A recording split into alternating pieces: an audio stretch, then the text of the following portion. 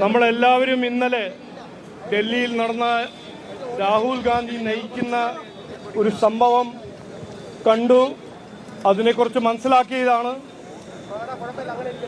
ഇന്നലെ നടന്നത് നമ്മുടെ രാജ്യത്തിന്റെ പ്രധാനമന്ത്രിയുടെ വീട്ടിൽ ആക്രമിക്കാൻ ഒരു ശ്രമം. ഈ നാടിനെ നയിക്കുന്ന ഒരു പ്രധാനമന്ത്രി ഒരു ഹൈ സെക്യൂരിറ്റി ഏരിയയിൽ കയറി അദ്ദേഹത്തിന്റെ വീട്ടിൽ ഒരു ആക്രമണ ശ്രമം നടത്തിയത് രാഹുൽ ഗാന്ധിയും കോൺഗ്രസ് പാർട്ടിയുടെ പ്രവർത്തകരായിരുന്നു. 12 കൊല്ലം ഈ നാടിനെ നന്നാക്കി, രാജ്യത്തിന് നന്നാക്കിയ പ്രധാനമന്ത്രിയാണ് നരേന്ദ്രമോദിജി. അദ്ദേഹത്തിനെ ഇങ്ങനെ അപമാനിക്കാനും അദ്ദേഹത്തിനെ ഇങ്ങനെ ടാർഗറ്റ് ചെയ്യാനും ഈ രാജ്യത്തിന്റെ ജനാധിപത്യം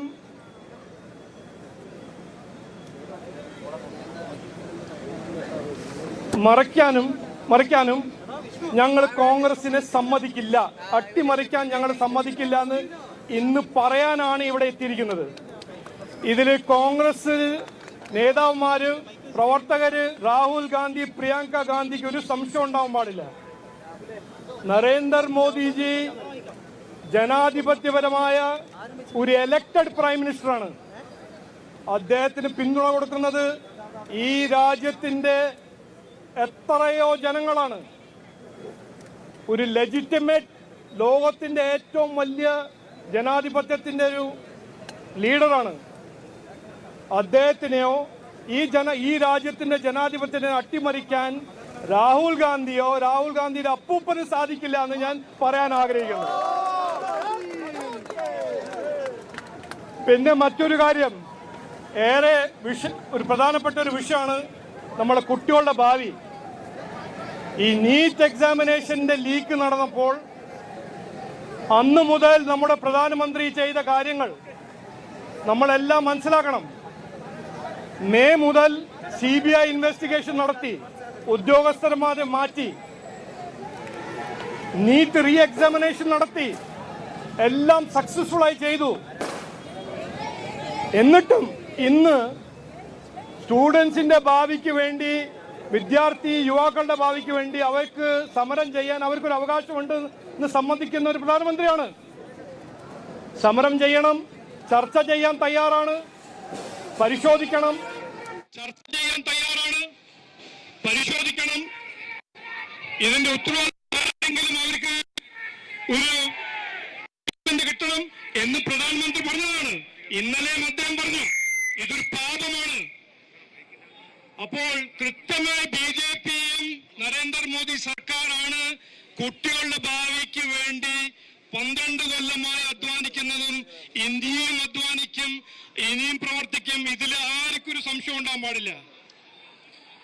ഈ കുട്ടികളുടെ പേരിൽ കോൺഗ്രസ് മുതലെടുക്കുന്ന ഈ രാഷ്ട്രീയം നമ്മൾ മറക്കരുത്. ആ കുട്ടികൾ അവിടെ ഇരിക്കുമ്പോൾ നഡ്ഡാജിയാണ് അവരെ പോയി കണ്ടത്, ജിതേന്ദ്ര സിംഗ് ജിയാണ് അവരെ പോയി കണ്ടത്. രാഹുൽ ഗാന്ധിയും പ്രിയങ്ക ഗാന്ധിയും അവിടെ ഒരു മിനിറ്റ് പോയില്ല അവരൊപ്പം സംസാരിക്കാനോ കാണാനോ. അവരെത്തിയത് എവിടെയാണ്? പ്രധാനമന്ത്രിന്റെ വീടിന്റെ മുമ്പിൽ. ആരുടെ ഒപ്പം എത്തി? ഉമർ ഖാലിദ്, ടുക്കഡേ ഗ്യാങ്, ആർട്ടിക്കിൾ 370 മടങ്ങി കൊണ്ടുവരണം എന്ന് പറയുന്ന വ്യക്തികൾ, അവരുടെ ഒപ്പമാണ് ഈ രാഷ്ട്രീയം ചെയ്യുന്നത്. ഞാൻ ആദ്യമല്ല ഇത് വിചാരിക്കുന്നത് ഇവരൊരു അവസരവാദ രാഷ്ട്രീയമാണെന്ന്. അതൊന്നല്ല, ഇതൊരു ഗൂഢാലോചനയാണ്.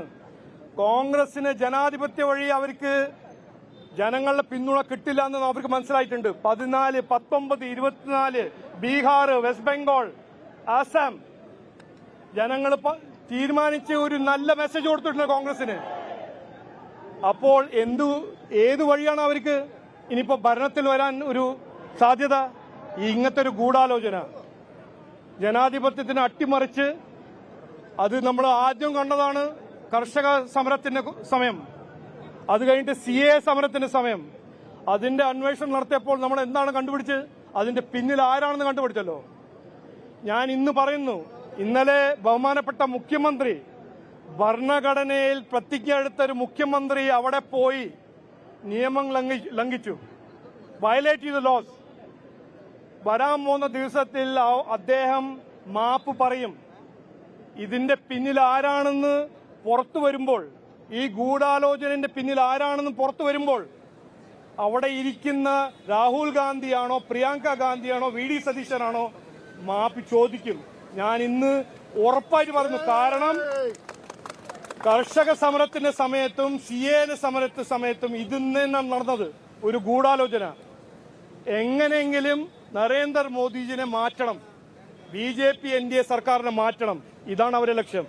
പക്ഷേ അവസാനം ഞാൻ പറയാൻ ആഗ്രഹിക്കുന്നത്, ഇവിടെ ഒരു ഒരു ഒരു ഒരു ഒരു ഒരു ഗ്രൂപ്പുണ്ട്.